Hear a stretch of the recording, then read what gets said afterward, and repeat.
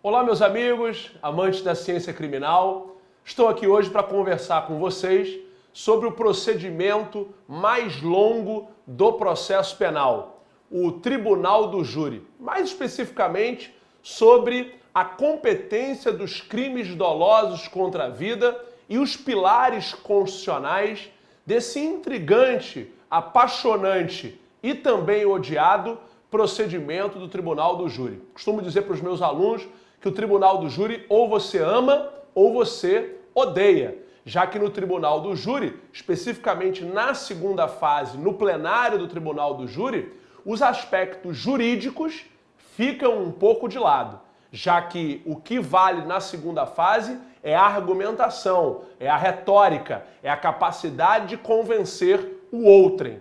Existe também, obviamente, um lado negativo no Tribunal do Júri quando a mídia resolve acompanhar um determinado julgamento. As pré-condenações são evidentes, o júri fica numa situação, às vezes, constrangedora. Eu imagino que um jurado, às vezes, fica tendencioso a mudar o seu voto porque a opinião pública pressiona mesmo. Isso acontece com julgadores experientes, obviamente acontece com o jurado. Então o Tribunal do Júri no Brasil tem muitos desafios. Eu confesso a vocês que eu fico meio receoso quando eu falo de Tribunal do Júri, porque eu tenho muito aluno hoje que estuda Tribunal do Júri com os filmes americanos, com as séries no Netflix, e muito cuidado que o júri brasileiro tem muitas diferenças com o que a gente tem, por exemplo, em países anglo-saxões. Nos Estados Unidos, por exemplo, apenas um detalhe, você tem acordo entre crimes dolosos contra a vida. Acordos do Estado com o suposto autor do crime doloso contra a vida. É muito comum, inclusive em filmes, o advogado virar para o réu, virar para o suposto acusado, olha, o Estado ofereceu 10 anos. E aí, obviamente, ele vai avaliar se aceita ou não aquela oferta do Estado. Para nós brasileiros, isso espanta. Olha, como uma pessoa vai aceitar um acordo de 10 anos? Ora, ela não aceitando, ela pode ser submetida a um julgamento e nesse julgamento ela pode ser condenada a uma prisão perpétua, a uma prisão muito maior do que os 10 anos, ou até mesmo, dependendo do estado, a uma pena de morte. Aqui no Brasil, a gente tem a possibilidade do acordo no juizado especial criminal, em situações bagatelares, nos crimes de menor potencial ofensivo. E mesmo assim, há uma crítica muito grande. É muito comum você ouvir a sociedade falando: ah, que absurdo, fizeram um acordo, não deu em nada. O brasileiro associa, infelizmente, a qualidade do processo penal a uma condenação, mas tem que ter prisão. Não basta a condenação, tem que ter a prisão. Muito bem, o Tribunal do Júri tem disposição constitucional no artigo 5º, 38. Vamos falar um pouquinho sobre os pilares do Tribunal do Júri, os dogmas constitucionais desse longo procedimento, dividido em duas fases. A primeira fase, da denúncia até a pronúncia, que tramita numa vara criminal, geralmente numa vara criminal atrelada ao Tribunal do Júri, vara criminal do Tribunal do Júri, chamada essa primeira fase de sumário de culpa, ou também chamado de juízo de admissibilidade da acusação. Uma vez pronunciado, transitado em julgado a pronúncia, aí sim o plenário do Tribunal do Júri, que é o juízo de mérito. Muito bem, especificamente na Constituição, nós temos no artigo 5º, 38, a linha A, o princípio da plenitude de defesa.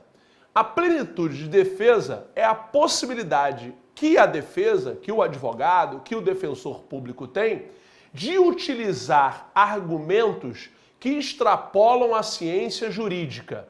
Ou seja, convencer os jurados não com os argumentos jurídicos, que muitas das vezes afasta a defesa do próprio jurado. Nós que somos do ramo do direito, nós temos um vocabulário que quem não é do direito acha estranho, acha muito formal. Tem colegas que usam muito o latim, eu evito usar o latim porque eu quero me aproximar cada vez mais do meu interlocutor. E o latim afasta um pouco as pessoas do famoso juridiquês. O jurado, ele não tem necessariamente formação jurídica. Então, uma argumentação tão somente baseada nos argumentos jurídicos, pode haver um afastamento natural do advogado, da defesa, com o jurado. Então, a plenitude de defesa é a possibilidade de usar argumentos filosóficos, humanos, emocionais, argumentos cinematográficos, televisivos, musicais.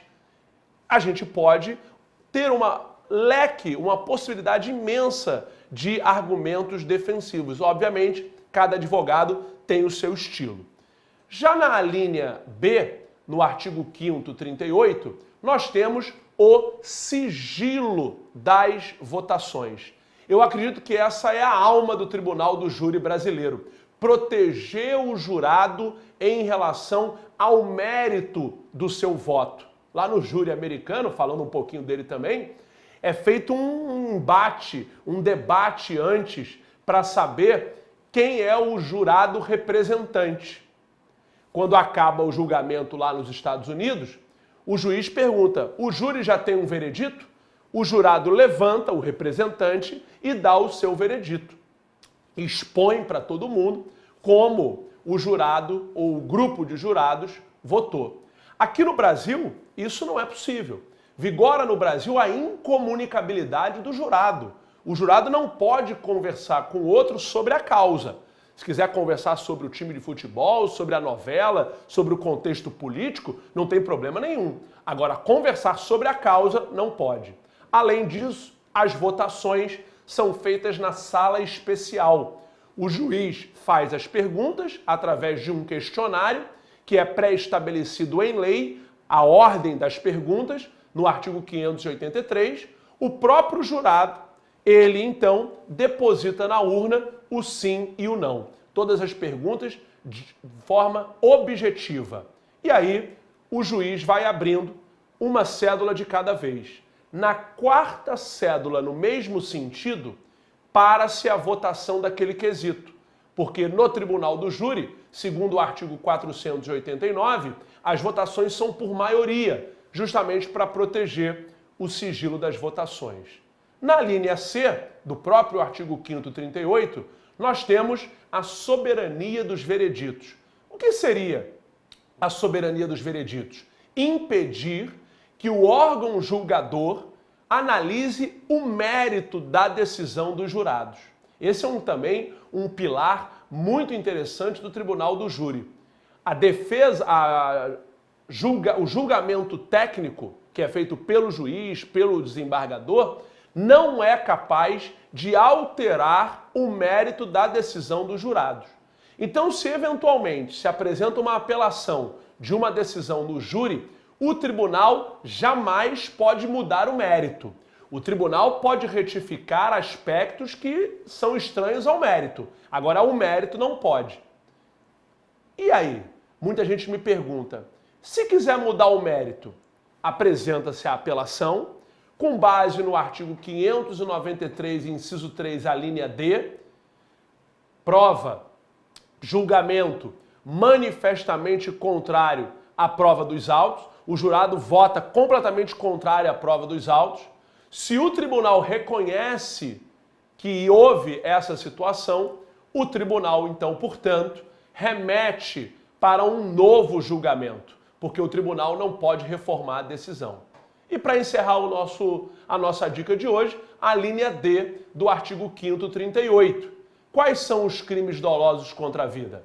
Homicídio, induzimento, instigação, auxílio ao suicídio, o infanticídio e o aborto. O Tribunal do Júri, então, portanto, é restrito aos crimes dolosos contra a vida, tentados ou consumados, tentativa também vai para o Tribunal do Júri, e, além disso, os crimes conexos ao Tribunal do Júri. Um homicídio e uma ocultação de cadáver, ambos serão julgados no Tribunal do Júri, já que o crime doloso contra a vida atrai o outro crime conexo para o julgamento no Tribunal do Júri. Isso foi apenas uma introdução sobre esse tema apaixonante que é o Tribunal do Júri.